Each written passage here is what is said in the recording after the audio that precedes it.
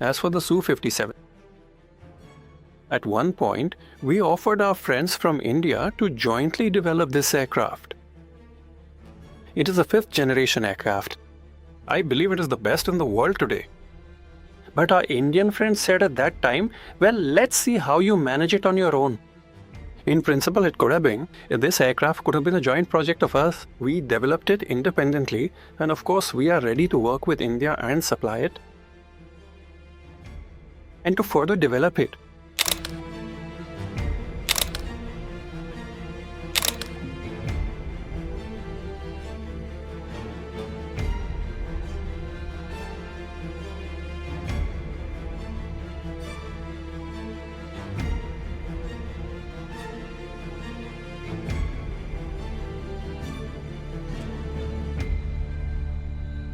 Russian President Vladimir Putin has offered India the Sukhoi Su-57, Russia's 5th generation stealth fighter, and proposed joint production of the aircraft in India, underscoring the long-standing strategic partnership between the two countries.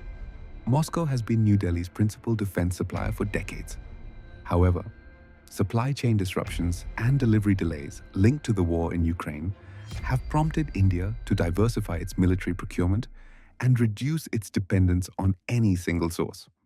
Against this backdrop, India has launched the Advanced Multirole Combat Aircraft AMCA program, an ambitious indigenous project aimed at developing the country's own 5th generation fighter jet.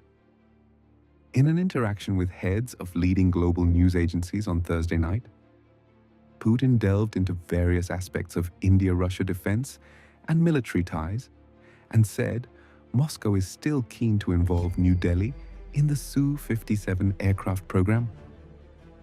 As for the Su-57, we offered our friends from India to jointly develop this machine, a 5th generation aircraft. I think it's the best to date. But our Indian friend said, well, let's see. He said, in principle, this could have been our Russia-India product. We made it independently, and we are ready to work with India, to work and develop. There will be no restrictions whatsoever, he said. Notably, New Delhi has not yet completely closed its doors on the Russian offer, as state-run Hindustan Aeronautics Limited, HAL, is in touch with the Sukhoi Design Bureau, the manufacturer of the jet, for possible collaboration.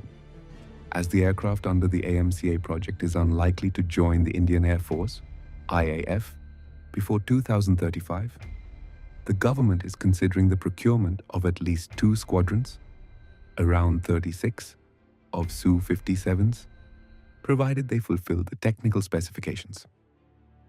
Today I heard that the latest S-400 battalions have been successfully delivered to India. There is still the 5th one remaining. What advanced technologies will the 5th battalion use? What are the timelines for the joint development of the Su-57 advanced fighter jets and the development of new nuclear submarines? Thank you. of course, we are well aware of all the pitfalls, maybe not all, but at least the main problems are connected with the situation at the border, with the situation between Patan and Patan. And India, you know, Pakistan, you said that it is a country completely and entirely under China's control. I don't think so. But still, firstly, Pakistan is quite a large country, and Pakistan has very diverse relations. Yes, of course, matters related to Pakistan are of great importance when it comes to cooperation with the People's Republic of China. But everyone is developing relations with China. It is one of the largest economies in the world, and by purchasing power parity, it is number 1 globally. Number 1. India holds the 3rd position. Russia is 4th. When we look at it in terms of purchasing power parity, by the way, this is also for your French colleague, specifically concerning the current state of the Russian economy. China, USA, India, Russia. By purchasing power parity, these are the 4 countries. By the way, we've surpassed all European countries and Japan as well, and that is exactly it. To unnecessarily interfere in such delicate and multifaceted relations between two major neighboring countries like India and China is a thankless task. Of course, we are in touch with our friends both in India and in China. And you know what I want to draw your attention to? I will not go into the specific details because that would not be appropriate, but I can certainly say with full confidence that both the Honorable Prime Minister Narendra Modi and President Xi Jinping of the People's Republic of China are striving from both sides to resolve all the outstanding issues of mutual interest, including those related to their border relations. I have absolutely no doubt about this at all. Both we and Russia have our own relationships with China and our own relationships with India. You mentioned this. And this does not bother anyone. Believe me, it does not bother anyone at all. These relationships have developed over decades. From decade to decade. All of this has developed naturally. Russia's relations with India do not interfere with China. Russia's relations with China do not interfere with India.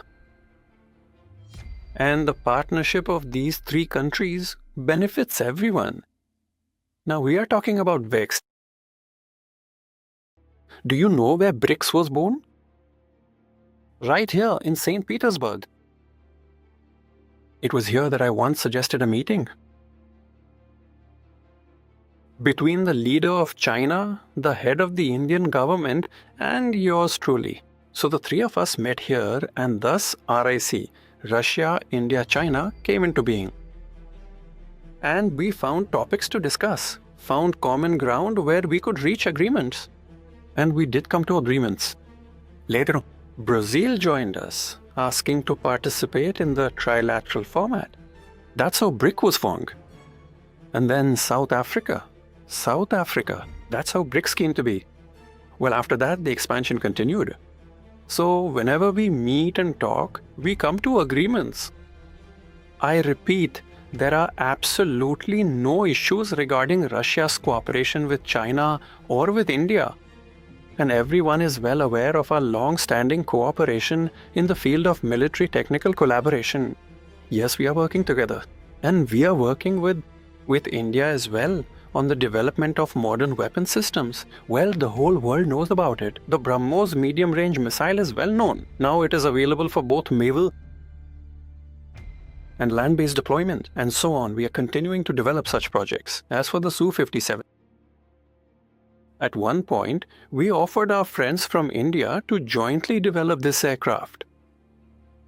It is a 5th-generation aircraft. I believe it is the best in the world today. But our Indian friends said at that time, well, let's see how you manage it on your own.